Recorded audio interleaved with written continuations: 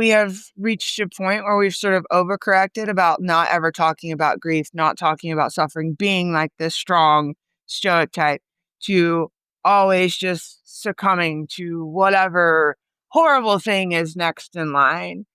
And I think that at some point, like if the grief or the suffering or sadness or whatever has become maladaptive and dysfunctional, this is maybe a little something that could help. When you shift to gratitude, the only thing I think you ever lose is your expectation of what should have been, which is a lack of gratitude for what is being. Welcome to another installment of Behind Greatness by Inspire. I know it's been a while. We took a quick summer break, but we're back in action, and we're back in action with somebody who deals in death. So this is going to be fun. Her name is Abby Lutz. So she's a nurse. She is a death doula and consciousness explorer who has crossed the threshold of death herself many times through near-death experience, out-of-body journeys, and the 1,000 little deaths that shape a lifetime. Her mission is to change the face of death itself from something feared to a place of wonder and power. She believes that mastering the fear of death is the epitome of human potential, the true immortality key that allows each of us to take responsibility as the creator of our own life and afterlife. Welcome to the program. Thank you so much for having me. Okay, so you are a practicing nurse. You've been a practicing nurse for 20 years. Yeah. Taking a little break over the summer break. Summer break. Building yeah. No, tell me. Go. Go. Just building the workshops and sort of working on more, like focusing more on the like dealing in death. Okay, so let's talk about dealing in death then. Sure. What's with the, and I didn't read it in your bio because I want you to explain it. What's with, quote unquote, the Death Dojo? Elaborate. Okay, so the Death Dojo is sort of like an online community that it's bones right now. But to be a space for exploration, and so the concept of a dojo is, you think like dojo, martial arts and practice. Mm-hmm. And that's kind of like my methods behind like teaching people like some empowerment over their end of life and their entire life. And what comes after is to teach practices.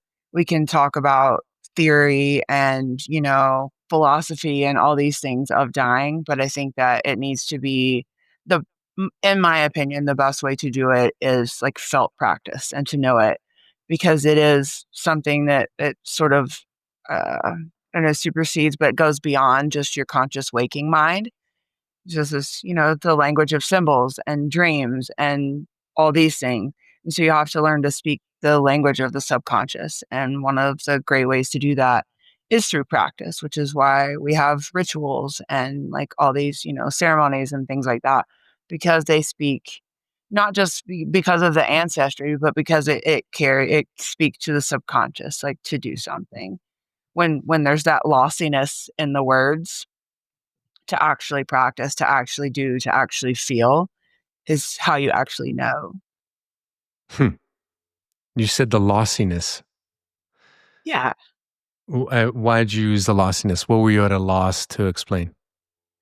I think there's a lossiness in conveying meanings just with words.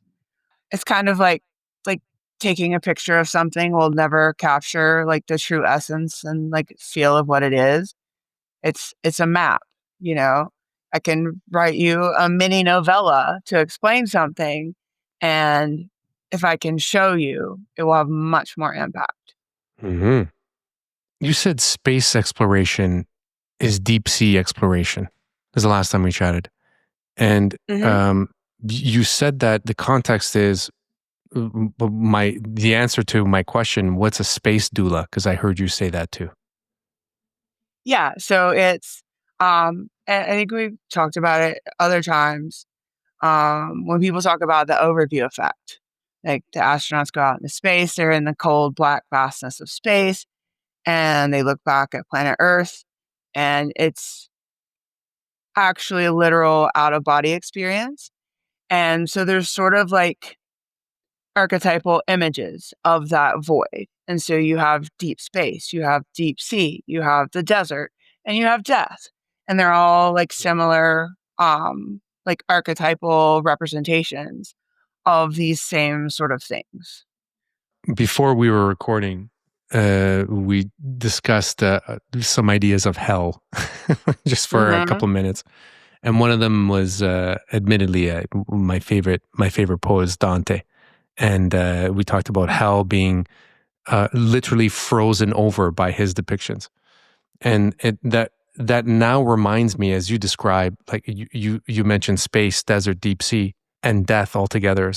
I'm going to say loosely as four synonyms. A friend of mine who was also on the podcast in the very early days, he spent 2 1-year terms in Antarctica, and he loved it. He loved the solitude of Antarctica.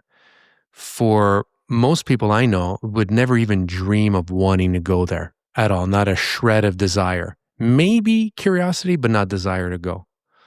I just thought of that now because that is a desert. And is that something that people like? Do people fear a place like that because they fear death? Like, is that the same sort of fear? I think it's sort of a synonym of that, you know?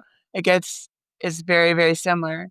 It's kind of like the horse with no name, the song, the old America song we talked about, Hmm. being like the place of solitude and sort of stillness. And I think what we're afraid of in all of those spaces um, is the unknown. And I think what the unknown is ourselves.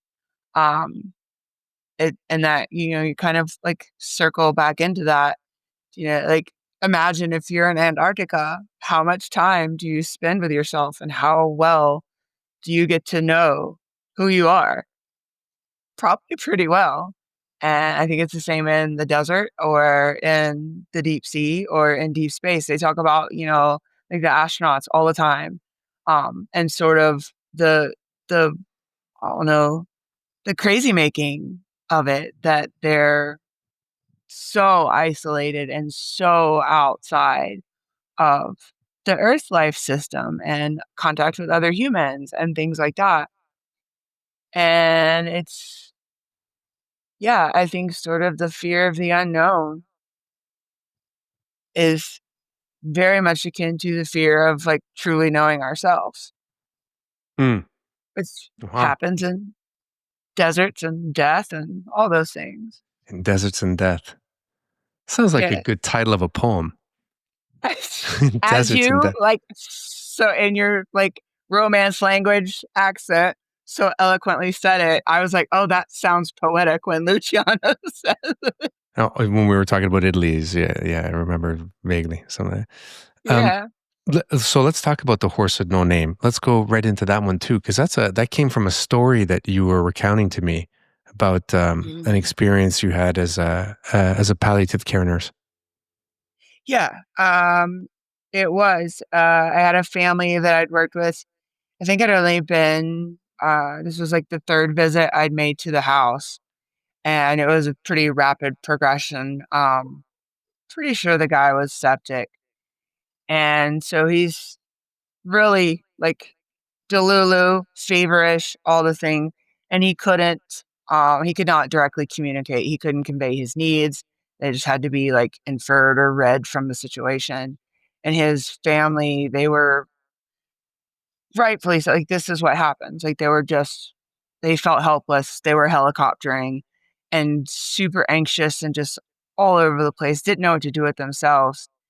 And so he, though he couldn't like communicate directly or speak, give me a sentence, even like a simple words, he was singing that America song, A Horse with No Name. And it was so weird. I have chills. I had just read, so one of my like favorite bands did a remake of this song and like around this time. And I had just read like from the guy who wrote that song, the artist who wrote it, like what it meant to him. And then like I'm hearing that. And then this guy is singing me this song after I've like kind of read what that song meant to the author or the artist. And I was like, oh, just also with context clues, his family was super anxious and stuff. So I took the wife and the daughter and told them to go into the living room. I said, you can give him, another dose of medicine if you want to. That's fine. He's kind of beyond the veil already. But what he needs is just some peace to complete his transition. I said, just go and watch TV and relax and like don't focus on it and just check on him when you feel called. I'm going to leave, and don't be surprised if very soon in this silence, in this peace, he completes his transition, if he passes. And I got probably less than 15 minutes down the road, and the daughter called me and she was like, he died. And I was like, I will be right back. Which was kind of my plan. But yeah, so it was like communicating as the lossiness of language, I think, is sometimes compensated for with song and the deeper meaning of things. And so, yeah, it was, uh, I think, an amazing way to communicate his needs for what he needed to transition, um, through song, and like just being open to the possibility of that, and just sort of being aware and sensing the things. It was amazing. His family, like his daughter she was like, "Oh my goodness, how did," I was like, I don't know. He told me what he needed. We did it. It worked out. And so, yeah, it was. And then like a month after that, like there's this whole rabbit hole story that like I was out of a show, saw them perform that song, and then it just, yeah, kept going with all the synchronicities. You said my profession truly doesn't see death. We watch death, but we truly don't see it. So like what I just, said about that being present in that moment, and aware of things, just the subtle, like somebody singing a song, or just the energy of the family and what people truly need.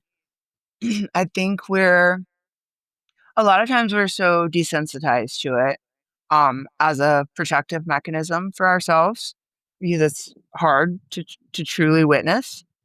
So we turn it off. And sometimes we're just caught up in our own stories or whatever, that we can't be present with it. And so we just kind of go through the motions instead of like actually witnessing what is what is happening, not what we're expecting to happen, because we think in predictive text all the time. So we have this script of what should happen, when somebody's dying, or like when you go get coffee, we run everything on a algorithm and a script basically. Hmm. And so like breaking from that to really truly witness a thing, and be with it, and express, like allow it to express itself as it is, I think is very different from watching it. We see this person die, but I think to truly witness is to share a bit of it. There's a little, a piece of empathy, I guess, in there. Ah, what? So let's not downplay it if it doesn't need to be. What do you mean? You guess there's a piece of empathy in there? Like, what does that mean? What does empathy mean for this process? It's like the qualia of someone else, to know what it is like to be the other, which deeper rabbit hole, I think, to understand what it is like to be the other, is to realize that it's just like being you. Um, but yeah, to actually sort of strip away from just your story and your meat sack and all those things, and be a little more permeable to the world around you, and experience those things. It's not always easy. And I think a lot of times we over empathize and um, sort of project some of, like, it's actually, I think, some of our scripting, like projecting that. Hmm. So, like, if, like, we're always like, oh, I'm so sorry for your loss, or, this with all the common things that people say in difficult times. But I mean, if it's not my family member or, someone, if it's not my person, I normally, it gets very difficult to truly say to that person that you understand what they're going through or and whatnot. I think those types of experience, like the extreme empathy where you do experience what it's like to be another, like in a life review type of situation where you experience things from different perceptions, that's not a common thing, I don't think. I think it's on a spectrum. I go back and forth all the time as to whether like digital is actually real or if everything's actually analog and you can break down the digital, but I think everything's kind of on a spectrum. And so I think that the empathy exists on a spectrum and the permeability to the outside exists on a spectrum. And so like what you have going from like complete, like sort of a shutdown and no experience, of someone else's experience, no ability to empathize, to like the shared death experience and like totally taking on the weight and the experience of another. And I don't even think like what I experience as shared death experiences isn't a total taking on. It's an extreme form of empathy. It's like further more of the spectrum of empathy than is normally allowed to be experienced by most people. Wow. Okay. Well, just give us an example then of a shared death experience that you may have experienced.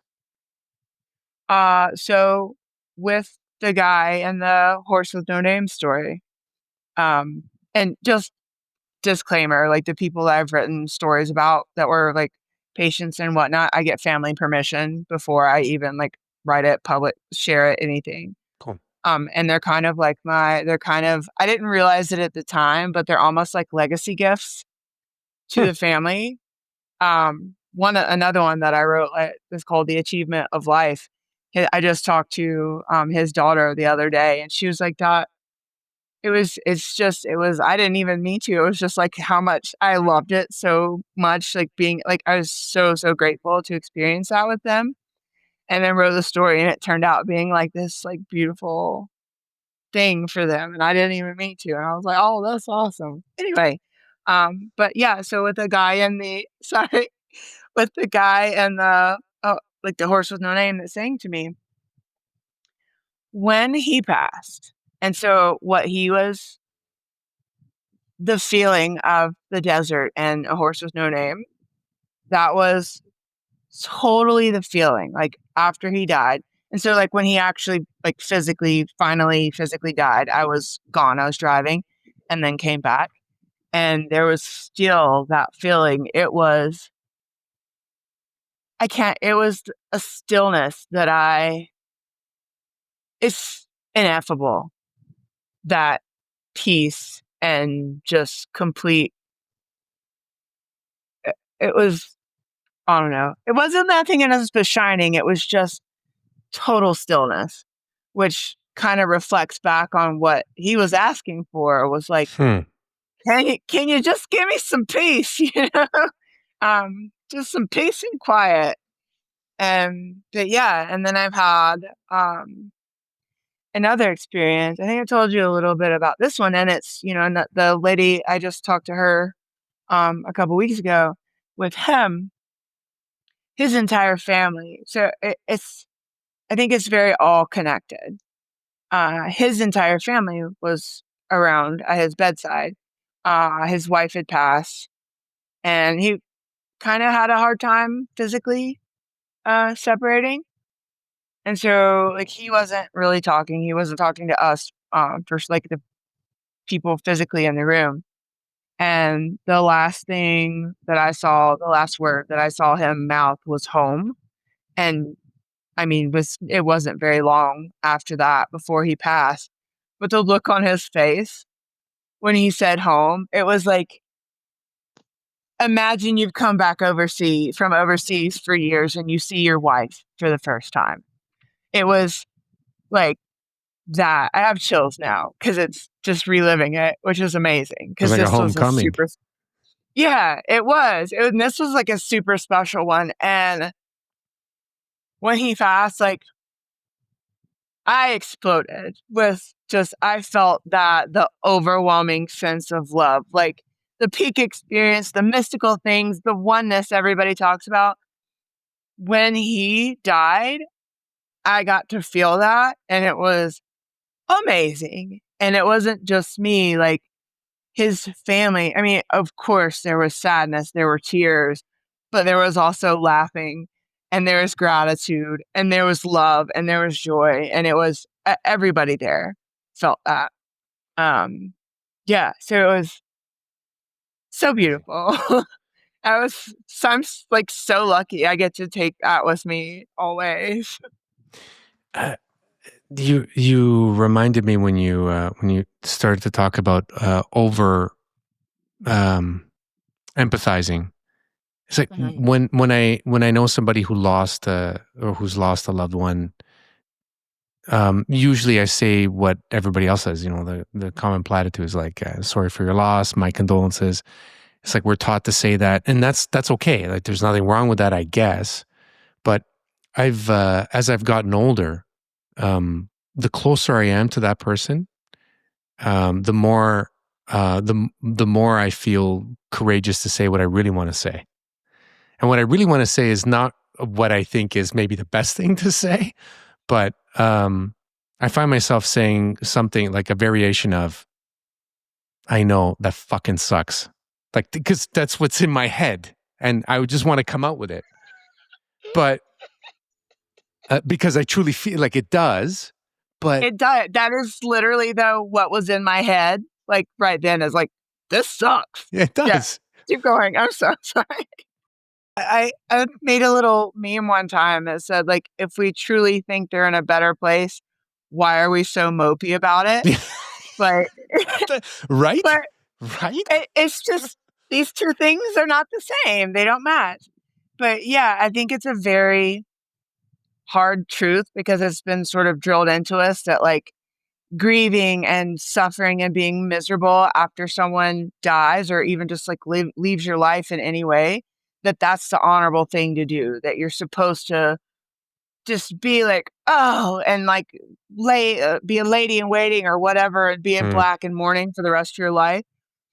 And then like I reflect back on, if I truly love someone, if I truly care about someone, it doesn't even have to be love, but I mean, I think it is love at the center of all the things.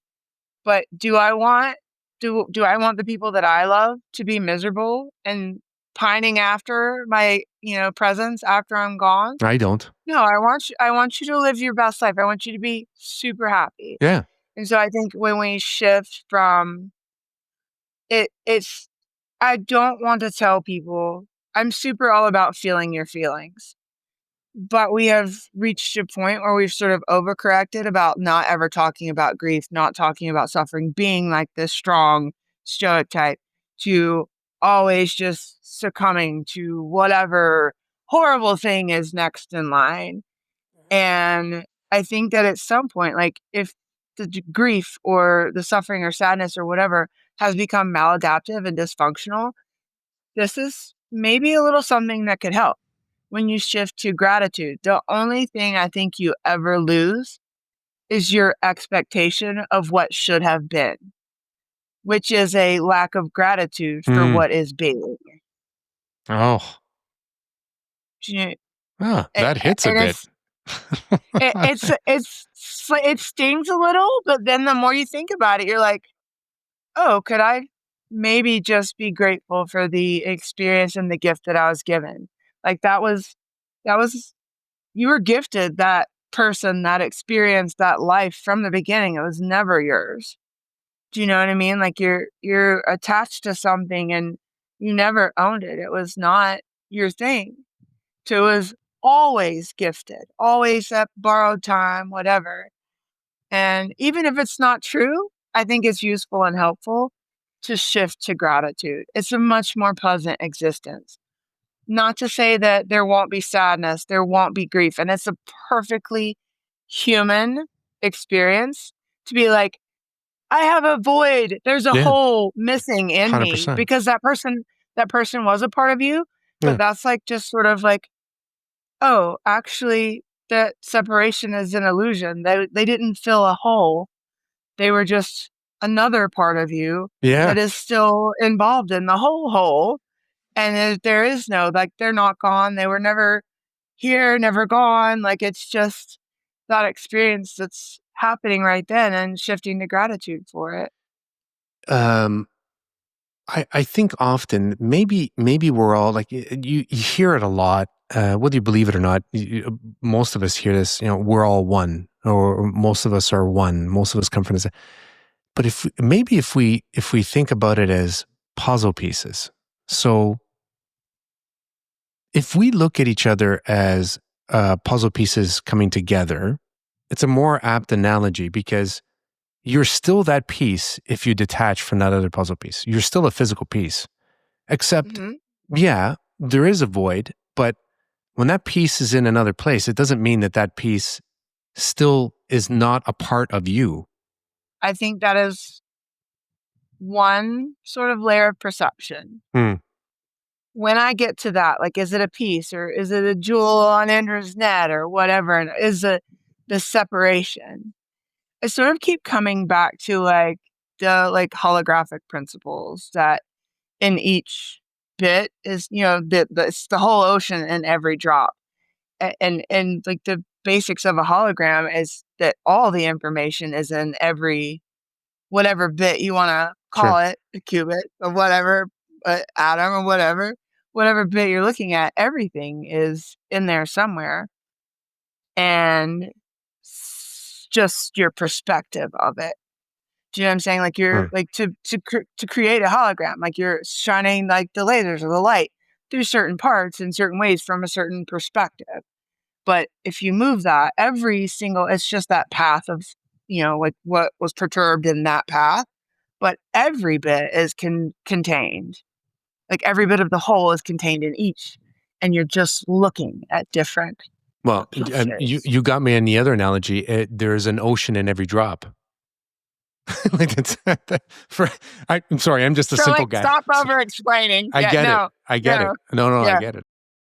I didn't want to lose. I didn't want to lose this either because we talked about, or you mentioned it, the attitude towards death between the West and the East, or Western and Eastern philosophies. And you gave again a really simple example for a simple guy. I get it. You talked about two different distinct funeral rituals. Do you remember? The Tibetan sky burial, Versus another I'm one. sure is one. The Viking Yeah. pyres, is that it? So one Was is that it? illegal. One is illegal. The other one isn't. So a Tibetan sky burial is actually, if you were to go do that in America, the United States of America, would be considered a felony. Um, and I'm honestly like how we get sort of religious exemptions for so many other things. It just like why does nobody care about that? Oh, maybe because we don't look at death at all. I don't know. But the Viking pyre, I know you can do in Colorado. It's possible. But it's yeah, like it. I think probably some people do it rogue, like just go out and toss a bunch of like logs that they harvest, they chop down, and because they're lumberjacks and burn people out in the woods. This probably happens rogue, but You I don't mean burn know. I don't think it's corpses? legal. We're not talking about live body Yeah, in the cars there. Okay. yeah. No, no, no, not like you. I, Yeah. I mean, that's definitely illegal and Yes. frowned upon. Yeah. You said people, so I just want to make Yeah, sure for the listener that so we're talking about corpses. yeah. Well, okay, so then what is the difference in a Tibetan sky funeral? What does that entail?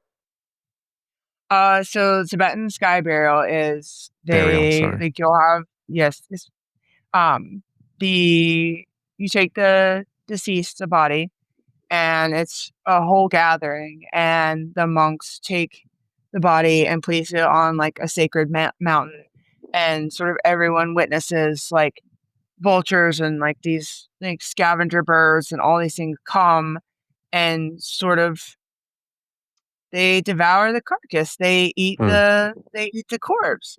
And so there's pieces of that that are like just honoring the cycle of life and like the return to nature and sort of the beauty and the cyclical nature and honoring the impermanence of things. What I love about it is that it very much shows you how you are sitting and witnessing someone else's suffering. Sort of like the whole, like what we were talking about earlier, that, like a lot of my profession doesn't, we just really watch death, but to like truly witness someone suffering, which is a huge thing with like helping professions, at least in America. It's always intervene, intervene, do, fix, fix, fix, and death is seen as a failure. Hmm. And suffering and like any hardship is seen as a failure.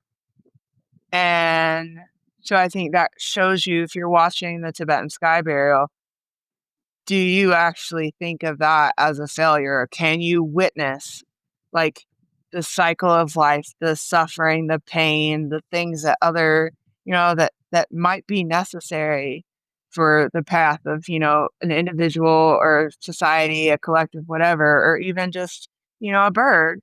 Like sometimes like these lessons and things are necessary, which is, I think, an amazing perception shift when you go from,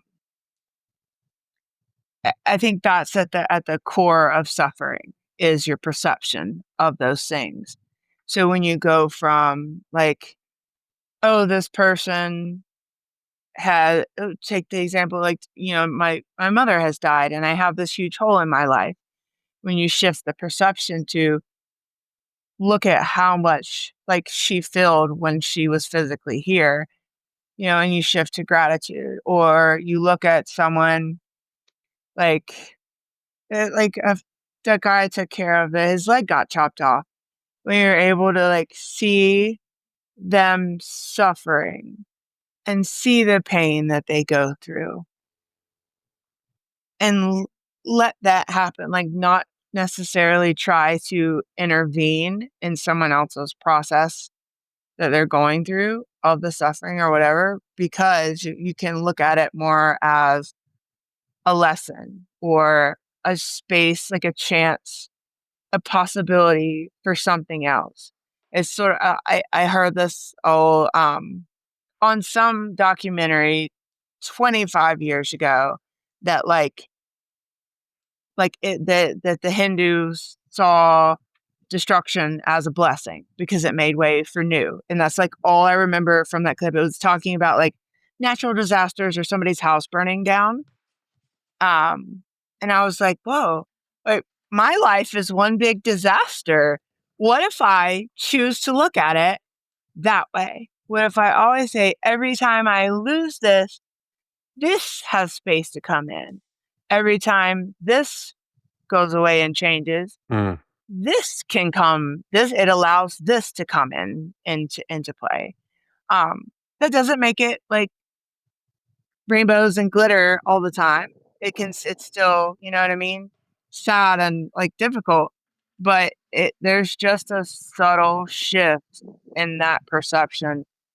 I guess towards like, I don't know if it's optimistic or realistic, but just recognizing the impermanence and letting things go to let new things come in.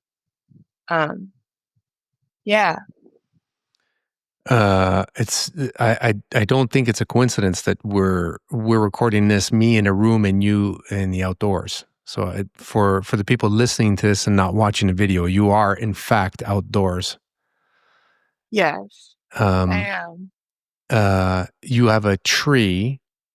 Uh, so I've been looking at this tree, and I've been looking at this tree as something sprouting out of the top of your head, probably for the last 10 minutes. And I've actually purposely, but I've been purposely focused on it as part of your head. I don't know why. I'm just sharing this with you now. It is right there. Kind of right there, but I've had fun with it while, I mean, obviously I'm paying attention to our discussion, but I've been seeing it as a growth from you. What, You mentioned something about trees, actually, because that's what I wanted to get to as well. Yeah. Okay. So you remember. Okay. Yeah. Oh, okay. Go. I'm not going to prompt. Go. Uh, I do remember talking about the hugging the trees. And so now I think of, like, I was out hiking yesterday or the day before.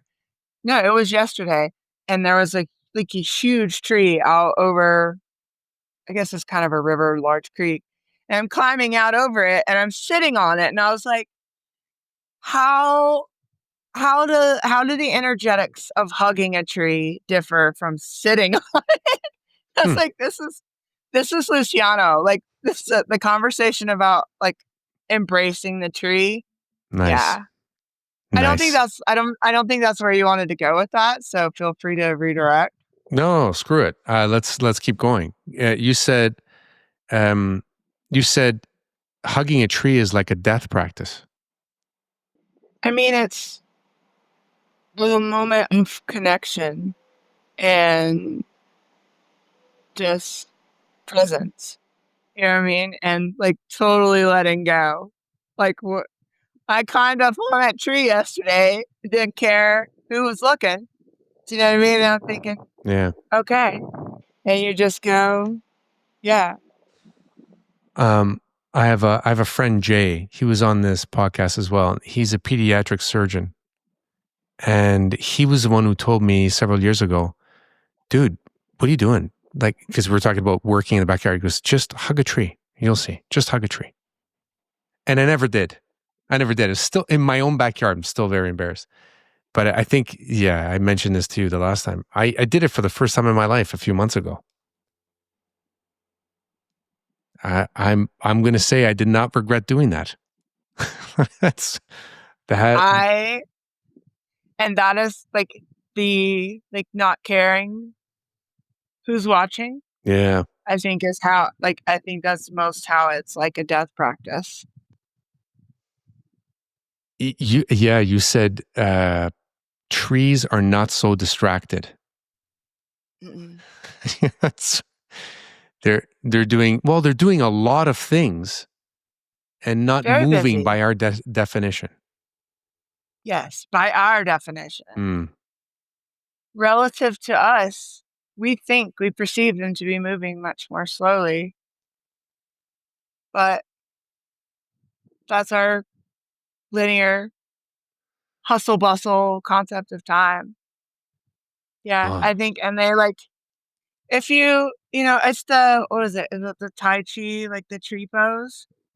And that, it sort of, like, channels your central yeah, I know what you're channel, talking about. like Yeah. your chi, right? Like, it's literally like you stand like you're hugging a tree, and I think it does, like, it's a way to sort of put rocket fuel on, like, let's say you're doing that Tai Chi pose without a tree.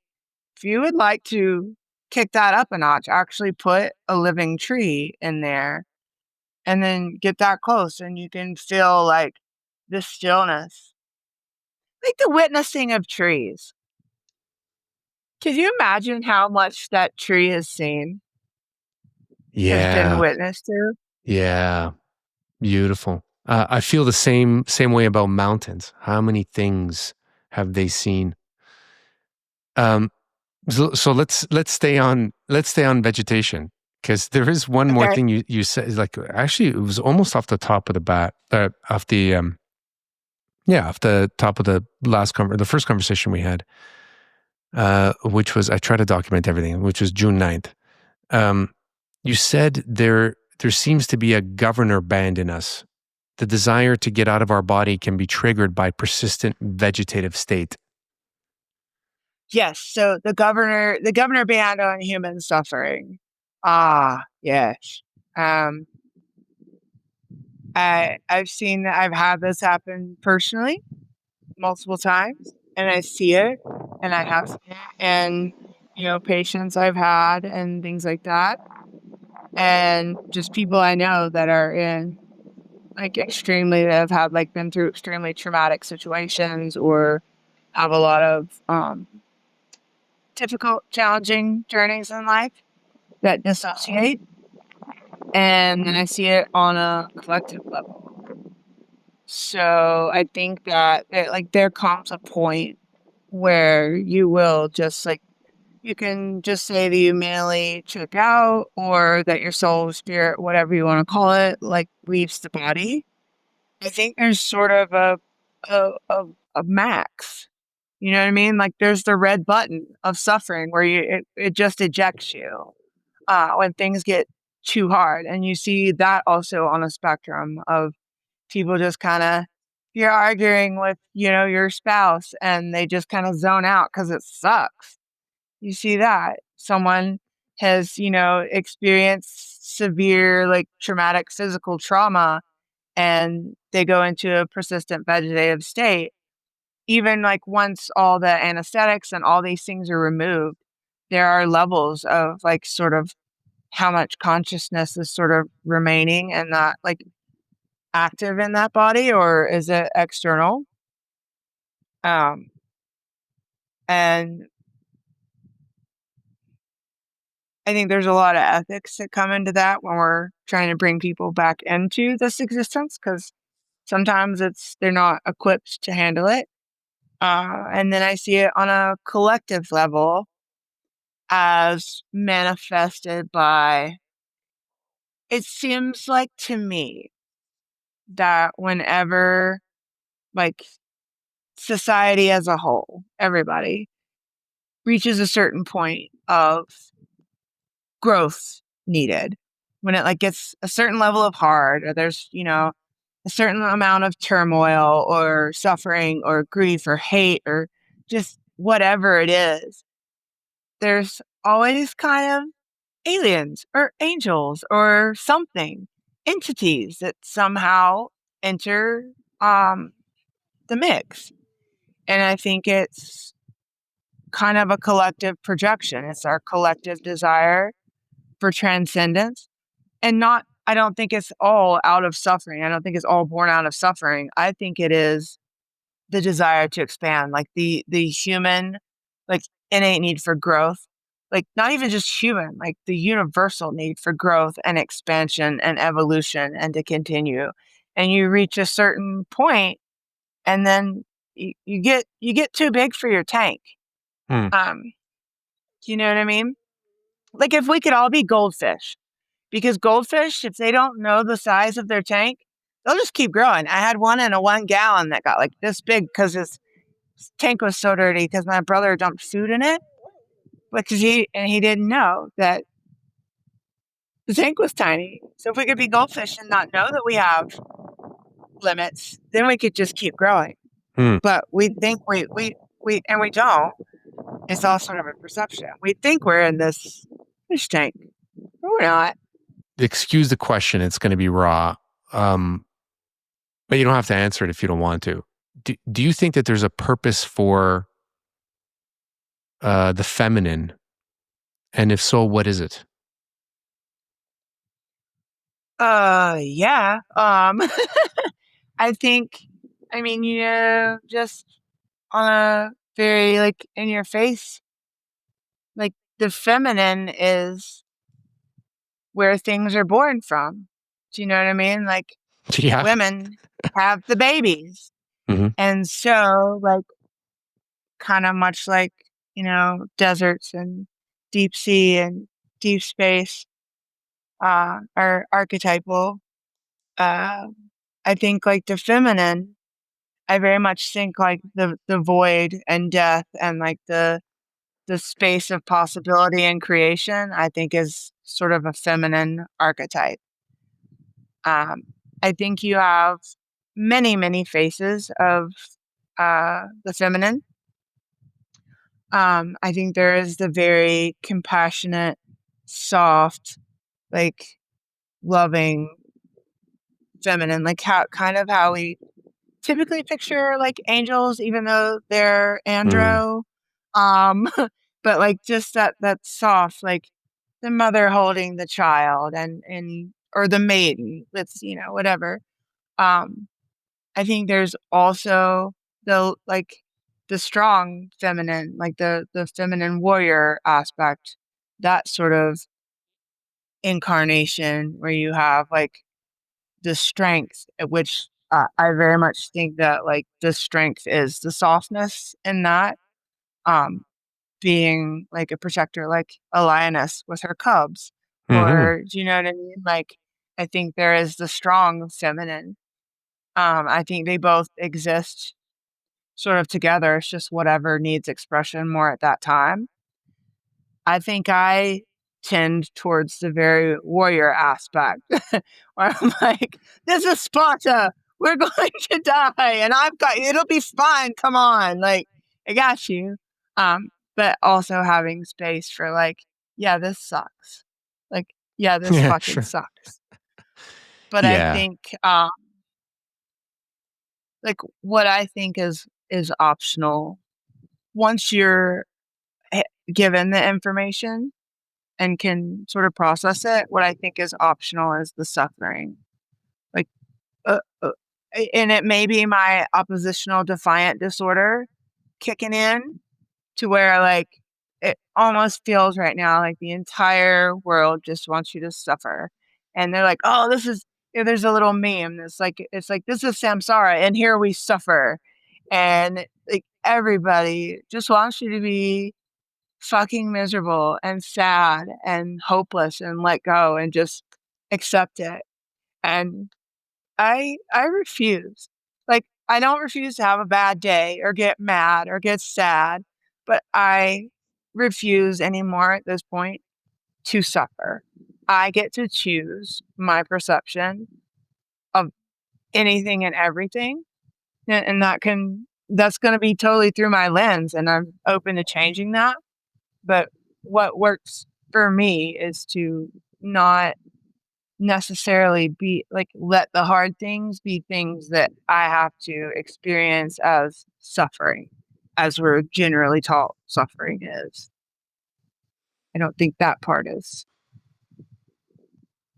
I'm going to go back to how you started to answer that question because I mean, there's a lot there, obviously, but you use the word soft. I'm not sure if you use nurturing or whether I had that in my head as an inference, but Mhm, um, the soft and the nurturing, mhm, the problem I have with those words is how we have a problem with those words. Like mhm, those are descriptors of actual like real strength mhm. and creativity. I don't believe I could change my beliefs. I have no problem with that, but I don't believe that the source of creativity comes from a weakness, but it also doesn't come from being hard edged. No, I think that's why I say like it's whatever like needs to be expressed at that time. Yeah. It's like the marriage of the two. I mean, you have the marriage of the masculine and the feminine, the marriage of the sun and the moon. You also, within just the feminine, you have the marriage of these two, like soft strength and softness, because they are, and it's just like life and death, they are all like the same thing. Um, yeah. So I think where we get into it is like not affording others the respect to think that like they can overcome whatever it is.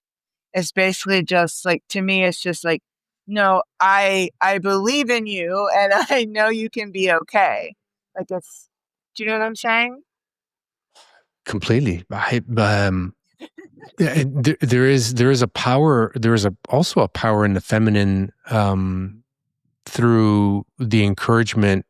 Um, I'm not saying this right, but the power in the feminine through receiving encouragement from it.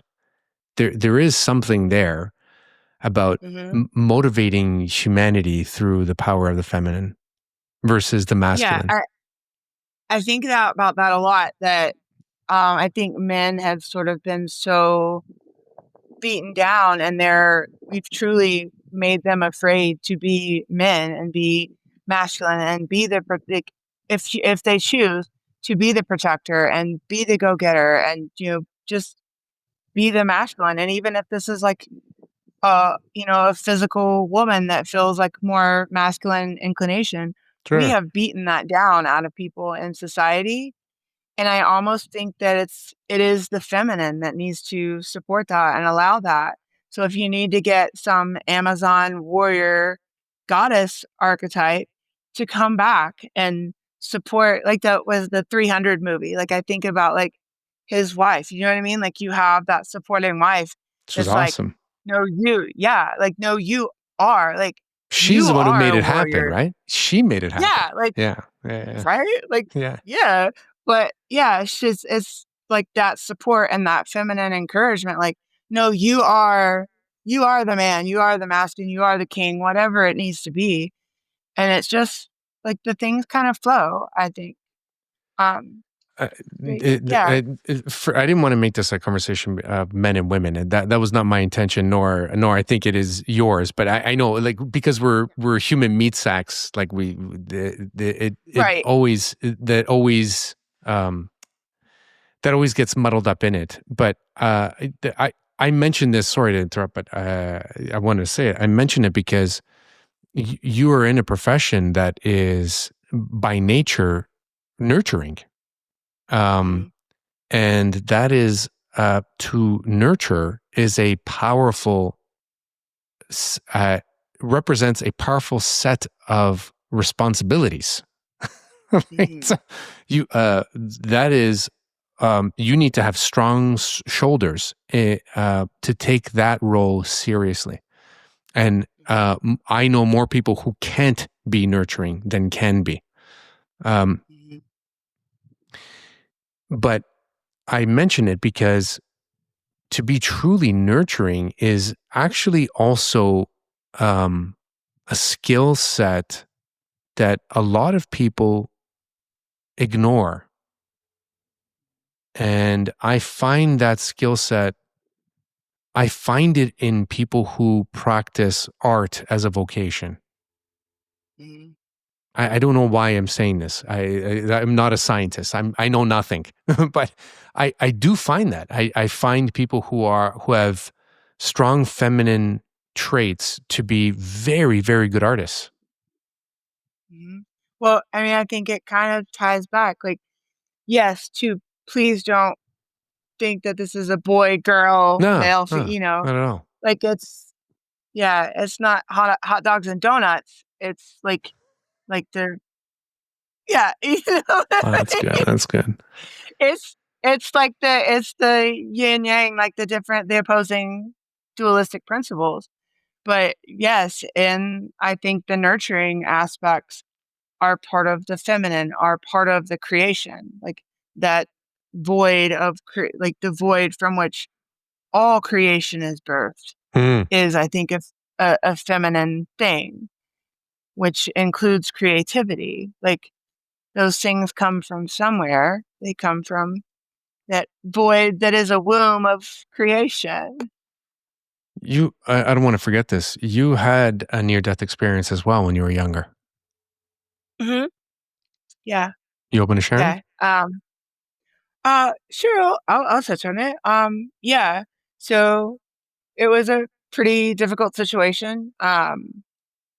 And yeah, I was in a car and just had the experience of dying, and it wasn't a tunnel light. It was just a brightness all around, like just the 360 vision people talk about, but it just was um nothingness but shining. Um and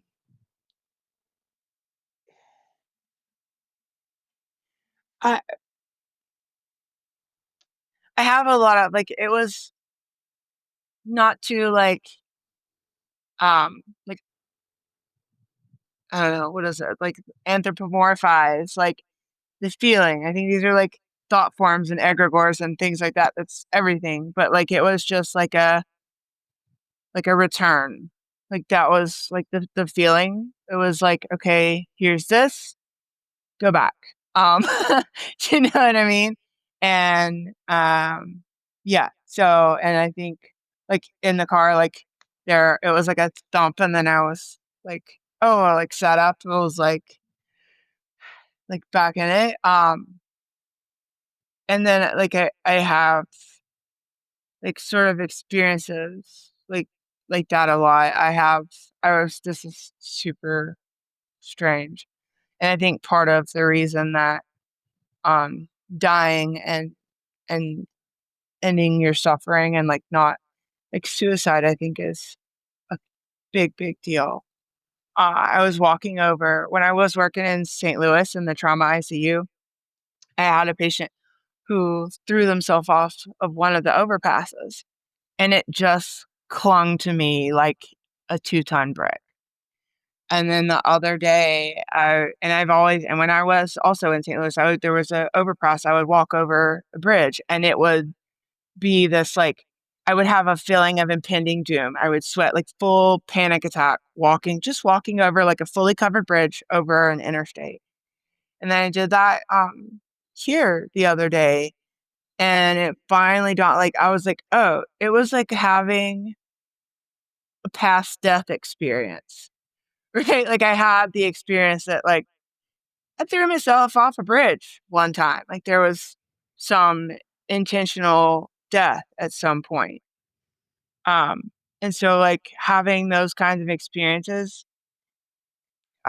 yeah. And like I said, like with the near death experience and all these different or call death experience or things like that, I don't think it necessarily matters so much if it's true or real, but if it's useful and what you do with it.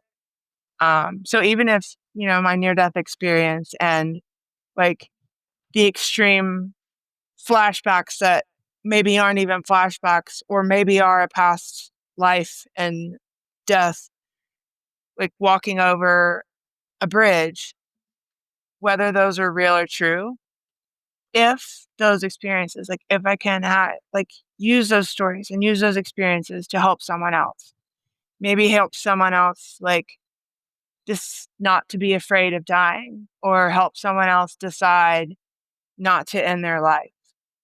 Um, if that, then it is worthwhile having those experiences, I think. What's with the octopus? The octopus. And Yes. So this is the word that I squared, by the way. I I should have known. Yeah. So the octopus.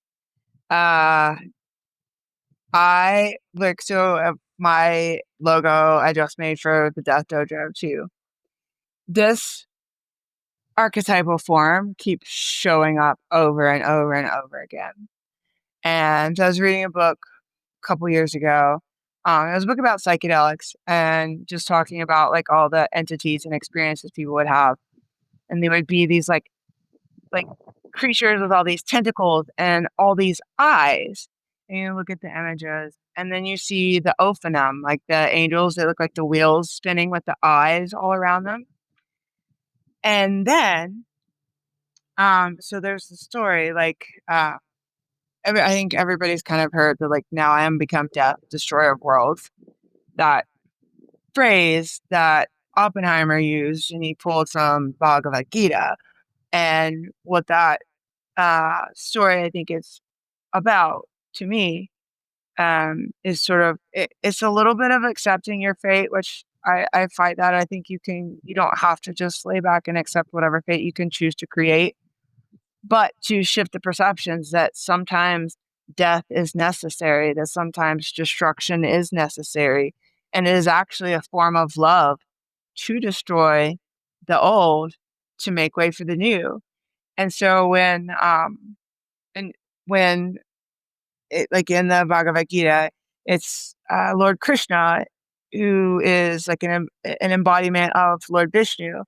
And when he's talked Arjuna into like being in battle and murder, basically like killing all these people because that's what has to happen is the battle. And he's like, just like it's not good or bad. It just has to like this is what has to happen for the greater good. But when Arjuna asked like Krishna, who was an embodiment of Vishnu, to reveal his true form, it is like Vishnu reveals his true form as this terrifying, many-eyed creature, like with tentacles, like like an octopus. And you hear about the Kraken that destroyed Atlantis. And it's just this, I think, archetype that shows up over and over again because uh, if you take away like our definitions of like, our senses are so limited. An octopus, all those suckers on the tentacles, each sucker is an eye. It sees and it's a mouth. It tastes. And so like these are many tentacled, many eyed, many mouthed beings. And then you get in the Bhagavad Gita, these beings don't experience time in a linear way either, which is like sort of supported by the Arrival movies, like well, they were septopods in Arrival, but still, yeah. So like the Arrival aliens and the way that they communicate with through symbolism and how like their ink circles in Arrival, it was the entire ocean in a drop. Like when you learn to actually, like when you can get on the frequency and understand that symbol, you download the entire history of what's being said there. Like it's an entire story. And it's a non-linear sense of time.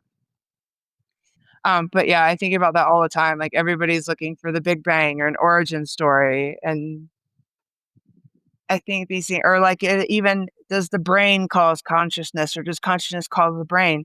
I think it's all a feedback loop and you have to remove that human linear time experience from it. Amazing. Amazing. I want to add to this, and I say amazing because of what I'm about to share.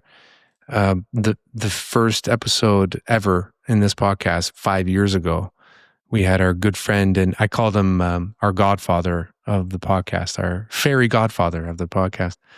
He's an actor. His name is Enrico Colantoni, and he was for a long time best known as one of the lead actors in the movie Galaxy Quest. I forget his name or his role, but he was one of the lead aliens, and these aliens had tentacles. Yeah, isn't that That's interesting? awesome. And he kicked Yeah. us off. This is when we had launched as a leadership focused podcast. He kicked us off our first episode about the importance of creativity, and so we literally pivoted from the first episode. It's beautiful. Absolutely beautiful. So thank you for sharing that too. That is, I repeat, that's awesome. Last question. Sure. Abby Normal. What is greatness to you? I love this. Okay. So I think Did it's you take passing it notes? on. Did you take I notes? did. I did. Go. Um, but this I think greatness is passing it on. I Mm. think it's preparing the others. I think it's being a good steward of the wisdom that you've been gifted and sharing it um, with others for the greater good. I think it was on the Midnight Gospel. I saw this. The guy's like, he said Beethoven said that like enlightenment or some word is like approaching divinity as closely as you can and then disseminating those rays out to all of mankind. And I think it's really like if you look at how like going back to like the Lucy movie, like if you look at how a cell divides or how an octopus like passes its knowledge to its young, it's all about like the next ones. Is planting those trees that you'll never sit under the shade of. Mm. Yeah. I think it's exactly what you do with your podcast, you know, Oh, that's very passing nice. it on. Yeah. Yeah, that's very nice. That's very nice. A large part of me agrees with that. Thank you for that. Thank you so much for having me on. It was a pleasure. I'm glad we reached out. Abby, Yeah, for had sure. lots of fun. Yeah. Again, thank you. So much fun. Thank you so much.